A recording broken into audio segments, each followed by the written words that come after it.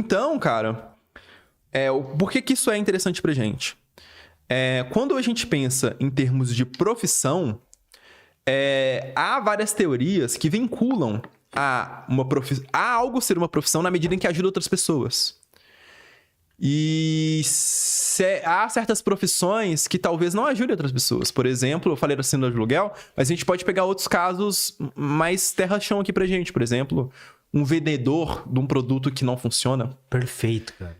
Será que esse cara deveria viver daquilo, velho? Tipo, vamos lá, eu tô trabalhando pra vender tratamentos pra diabetes, daquelas pílulas de suplementação, sabe? Que não ajudam de fato pra diabetes. O cara pode estar ganhando dinheiro com isso.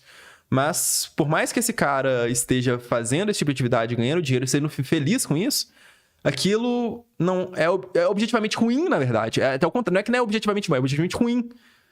E talvez isso não faça sentido. A vida dele não tem sentido. Talvez. Verdade. Então, se você tentar pensar o quão bem você está fazendo para as outras pessoas na sua profissão, melhor. E, Lutz, sempre é muito difícil de falar isso, porque a gente está falando de vida de pessoas, que as pessoas tomam decisões, no Brasil, que é um país pobre, na maior parte dos casos, tentando sobreviver. E você falar com a pessoa, cara, procure o que torna as outras pessoas felizes, procure aquilo que são suas habilidades, é sempre muito limitado falar isso em contexto de Brasil. Mas, novamente, a gente está falando aqui em termos do o que deveria ser buscado. Apesar de que, em vários contextos, as pessoas não conseguem cumprir isso. Mas, idealmente, as pessoas não deveriam seguir profissões que estão prejudicando pessoas. Perfeito. É que quando a gente fala tipo, de um país igual ao nosso, talvez no mundo inteiro seja assim, né? A gente tem que sempre dar o disclaimer de que o mundo real tem seus problemas, mas existe um mundo ideal onde as pessoas não deveriam ter que tanto profissões que elas não gostam, quanto profissões ali que prejudiquem, né? Vamos pegar uns casos mais recentes aqui, né? Para trazer essa discussão ainda para um contexto em que isso claramente deveria ser aplicado. Não devia ter, cara, influenciador divulgando link de tigrinho, de casa de aposta. Cara, isso é perverso, cara. Isso é malévolo. Isso é objetivamente ruim. O cara tem dos seus ganhos. É ao contrário que a gente tá falando aqui. Pro cara ganhar, ele prejudica outros.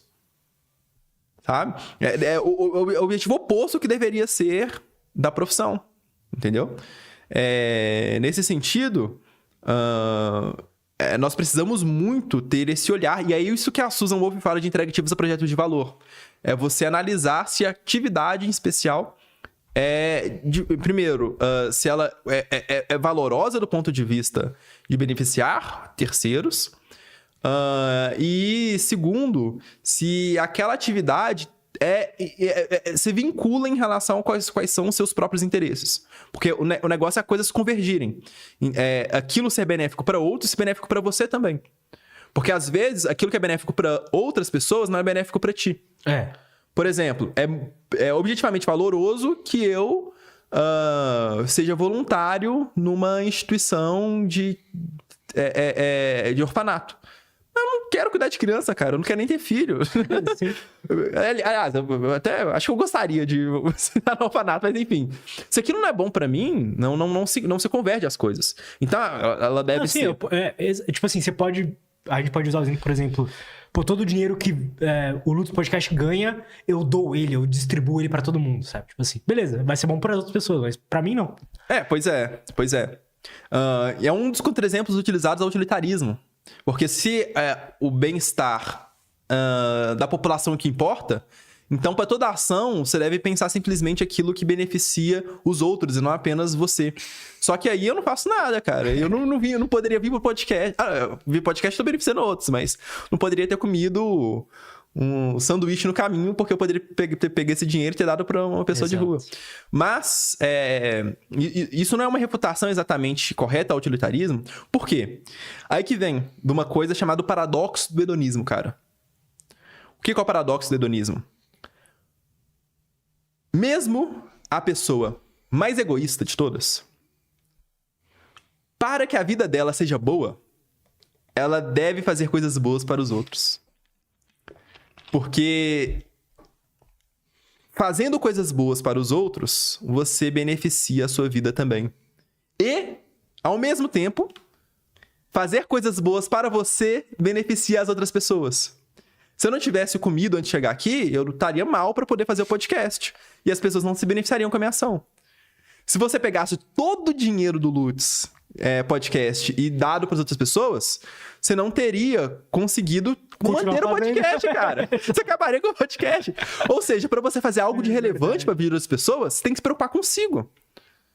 E não apenas com os outros. É o paradoxo do hedonismo. Se você se preocupa só com você se prejudica, porque você depende de outros. Mas se você se preocupa só com os outros, você também se prejudica. Porque você precisa fazer coisas para você para fazer coisas bem para os outros. Você entende? Então, no final das contas, o caminho é esse. Tem várias pessoas que têm, tipo, um alto grau de amabilidade, assim, que elas vão ter um pouco desse problema de... Tem que ser até tratado em terapia isso, que é, tipo, começar a se prejudicar pra poder o outro se sentir melhor e tal. Mas aí seria... Talvez o outro se sinta ainda melhor se você passar a olhar mais pra si mesmo, sabe? Sim. Exatamente. Você consegue ajudar mais e tudo mais. Exatamente. Legal isso aí. Muito bom. Muito boa essa colocação. E então, cara... a partir disso, o que a gente tem em mente? As coisas devem convergir. Mas, obviamente, podem ser que tenha alguns pesos. Então, às vezes, eu vou fazer uma coisa que é muito boa pra mim, mas não é tão boa para os outros.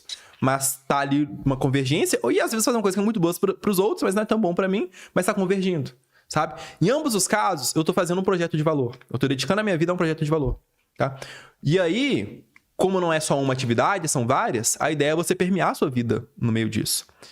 E aí a gente pode ir para um outro conceito, que é muito mais palatável para falar sobre o sentido da vida, que é sobre vidas significativas. Quando você tem uma vida dedicada a projetos de valor, você tem...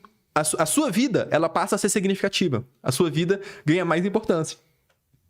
Então, tal como eu falei que a sua vida tem sentido, eu também posso falar que a sua vida é significativa. A sua vida importa, cara. Se o Lutz Podcast acaba amanhã, se você morre, cara, é o prejuízo que a gente tem. Se o Wesley morre amanhã, cara, olha o prejuízo que a gente tem. São vidas que importam. E importam não simplesmente porque eu falo, cara, o Lutz é um cara legal, o Wesley é um cara legal, mas é porque são pessoas que estão fazendo bem pros outros. E que eles estarem fazendo o que eles estão fazendo são coisas que importam objetivamente falando.